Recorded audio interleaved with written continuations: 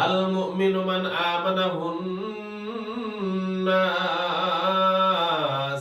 পড়ালেখা না করার ফলে আমরা আজকে ইসলাম সম্পর্কে, মুমিন সম্পর্কে, মুসলমান সম্পর্কে আমরা অনেক পিছিয়ে রয়েছি। কোন কোন অবিশ্বাসীরা তারা তাদের নিজের ফায়দা লোটার জন্য, এই দুনিয়াবি একটু আরাম আয়েশের জন্য তারা অল্প দামে বিক্রি হয়ে যায়। তারা মুসলমানদেরকে ট্যাগ দেয়, মুসলমানেরা জঙ্গি, মুসলমানেরা হলো তারা সন্ত্রাসবাদী, তারা মৌলবাদী।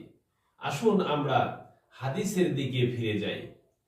আল্লাহর নবী সাল্লাল্লাহু আলাইহি ওয়াসাল্লাম 1400 বছর আগে হাদিস বর্ণনা করে গিয়েছেন মুসলমানদের স্বভাব চরিত্র কিরকম হবে, এই পৃথিবীতে বসবাসের জন্য তাদের অবস্থা কি হবে।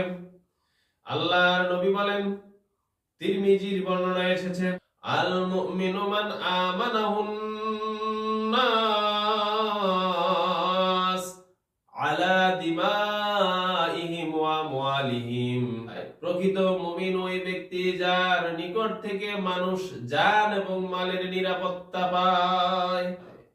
মুমিনদের চলার রাস্তা কণ্টকাকীর্ণ, কাদা কাঁটাযুক্ত এবং আঁকা বাঁকা। কেননা মুসলমানদের বিরুদ্ধে সব সময় শয়তান ওয়াসওয়াসা দেয়। তাদের জন্য তো সামনে ফুলের বাগান, জান্নাত, মৃত্যুর সঙ্গে সঙ্গে তাদের জন্য রয়েছে সুবিশাল সুখ।